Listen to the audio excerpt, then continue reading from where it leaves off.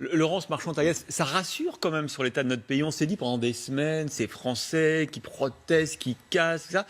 Là, ils disent, mais nous, on aborde cet exercice tout à fait, on va le voir, je pense au fil des semaines, novateur, avec de la bonne volonté. C'est rassurant pour l'état du pays. On s'est tous dit pendant des semaines. Ce débat, mais heureusement qu'ils trouvent que c'est une bonne chose. Oui, c'est une très bonne chose qui est ce débat. Et on espère, je pense tous, que ce débat va aboutir sur quelque chose.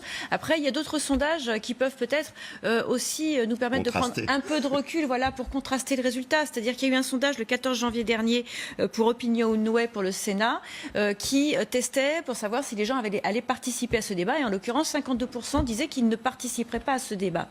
Donc, entre les personnes qui disent que c'est une bonne chose, comme les élections. C'est beaucoup, la moitié des Français qui participent. Vous allez demander à des gens, est-ce que c'est bien de pouvoir aller voter? Je pense que 99% des gens vont vous dire c'est génial de pouvoir aller voter. Mais pour autant, est-ce que les personnes se déplacent jusqu'aux urnes ou vont s'exprimer? C'est bien le problème. Donc je ne suis pas sûre que l'exercice aboutisse, déjà parce que la participation sera très probablement plutôt du camp des très contestataires, ce qui est une très bonne chose parce qu'on va avoir leur avis et peut-être qu'ils vont pouvoir formuler des propositions. Mais on va avoir la difficulté de la remontée d'informations, la façon dont elles vont être transcrites pour ensuite donner réellement quelque chose. Parce que si on n'aboutit sur rien, là, étant donné le temps qu'on aura attendu depuis le 17 novembre, ça risque vraiment d'être explosif.